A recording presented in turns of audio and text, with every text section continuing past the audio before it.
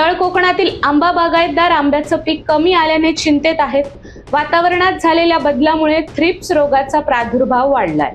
चिंतेत आलेल्या बागायतदारांची आज पालकमंत्री नितेश राणे यांनी भेट घेतली आहे। शेतकऱ्यांच्या बागेत जाऊन मंत्री नितेश राणे यांनी बागांची पाहणी केली आहे। आंबा बागायतदारांची परिस्थिती अतिशय गंभीर असून शासन म्हणून आम्ही शेतकऱ्यासोबत आहोत। शेतकऱ्यांना जास्तीत जास्त मदत मिळावी यासाठी आपण प्रयत्न करू असे आश्वासन मंत्री नितेश राणे यांनी दिले।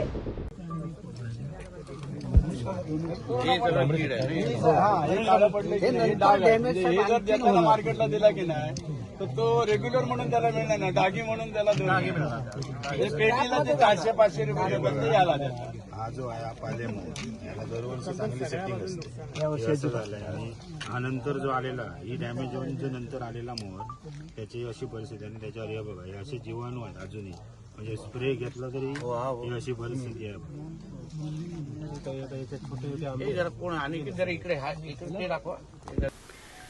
जसं मी असो जिल्हाधिकारी आणि आमचे कृषी अधीक्षक आमच्या सगळ्या जणांचं ते पहिल्या दिवसापासून म्हणणं आहे की ज्या आमच्या आंबा बागायतदारांनी कोकणाच्या इतिहासामध्ये कधीच काय मागितलं नाही, ज्यांच्यावर आमचं अर्थकारण अवलंबून आहे, आणि आज जेव्हा ते काय मागतायत किंवा जे काय आवाज उचलतायत त्याच्या मागे खरंच गंभीर परिस्थिती आहे।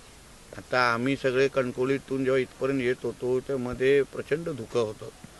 इथे आल्यावर ज्या भागात देवगडात जिथे आपण उभे आहोत तिथून हे खरं म्हटलं तर आंबे इथूनच मोठ्या प्रमाणामध्ये येतात आणि मग विविध मार्केटमध्ये उतरतात। आता इथलीच आपणही कॅमेरा म्हणून कॅमेरा घेऊन सगळीकडे फिरलात, जी काय परिस्थिती दिसली ती अतिशय गंभीर परिस्थिती आहे। म्हणजे आंबा जिथे 300, 400 पेट्या बाहेर यायच्या तिथे आज 5, 10 पेट्या पण निघत नाही आहेत। आणि म्हणून ही सगळी परिस्थिती शासन म्हणून प्रशासन म्हणून आम्ही खुल्या डोळ्याने पाहिलेल्या आहे।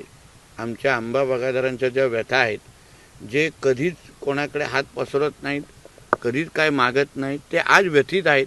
कारण का जी काय परिस्थिती आहे ती निसर्गामुळे आहे, जे काय कीड निर्माण झाली आहे, थ्रिप्ससारखा कीड आहे, उपलब्ध असणारी औषधं जी आहेत ती त्या कीड जी लागलेली आहे, रोग जो लागलेला त्याच्यावर कामच करत नाही।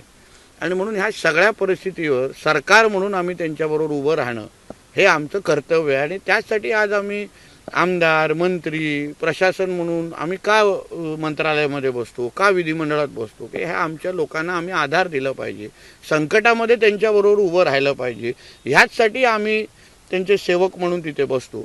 आणि म्हणून ही सगळी परिस्थिती मी आहे, जिल्हाधिकारी मॅडम, कृषी अधीक्षक सगळेच आमचे अधिकारी माझ्याबरोबर आहेत।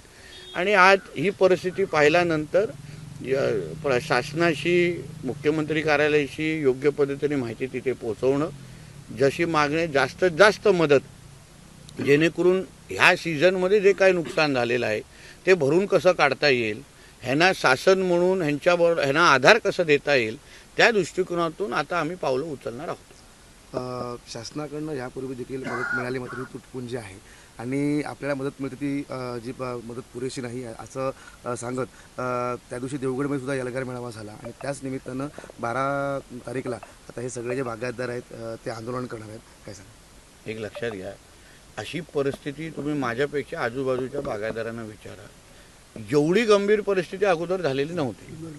परिस्थिती होती, कधी कधी आम्हा लोकांना पाहिजे तसा आंबा भेटायचा नाही, पण ही परिस्थिती अतिशय वाईट आहे।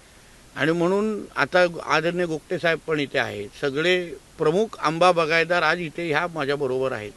म्हणून आता ह्याच्यामध्ये राजकारण, आता आंब्याचे बाग आहे किंवा आंब्याचं ते काय ते कुठल्या एका पक्षाचं नाही, कोणा पक्षाचा झेंडा लागलेला नाही। आणि म्हणून आमच्या देवगड, आमच्या सिंधुदुर्ग, आमच्या कोकणाचं अर्थकारण त्यांच्यावर अवलंबून आहे। त्यांना आधार देणं, एका बाजूला आम्ही विकासाची भाषा करतो, एका बाजूला दळदळ उत्पन्न वाढवण्याची भाषा करतो, आणि दुसऱ्या बाजूने ज्यांच्या आधारावर आमचं कोकणाचं अर्थकारण अवलंबून आहे ते अगर संकटात असतील तर आमचं अर्थकारण किंवा दळदळ उत्पन्न कसं वाढेल हे समजणाऱ्यापैकी आम्ही लोक आहोत। तिथे सन्मान्य राणेसाहेब आज दिल्लीत पोचत आहेत, ते केंद्रीय मंत्र्यांशी ते स्वतः बोलणार आहेत या संदर्भात उद्या।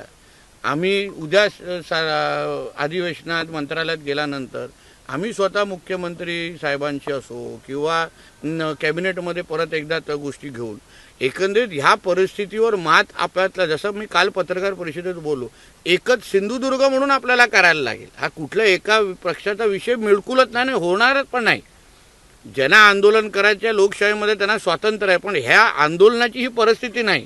एकत्र मिळून आज ही परिस्थिती सरकारपर्यंत पोहोचवणे, सरकारकडून मदत आणणे, आणि सरकार म्हणून आज आम्ही फील्डवर आहोत. आज आम्ही लोकांशी बोलतोय, संवाद साधतोय आणि जास्तीत जास्त मदत. बघा परिस्थिती गंभीरच आहे.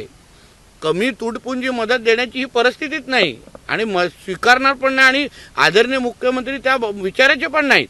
आणि 85% नुकसान झालेलं आहे असा अधिकृत रिपोर्ट आमच्या कृषी खात्याने ऑलरेडी सरकारकडे दिलेला आहे.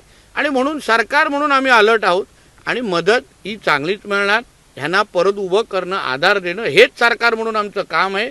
म्हणून काल आम्ही बारामती जे काही तिथे लॅबचा एक पर्याय सांगितला आणि सरकार म्हणून जी मदत करायची आहे आम्ही निश्चित पद्धतीने करणार.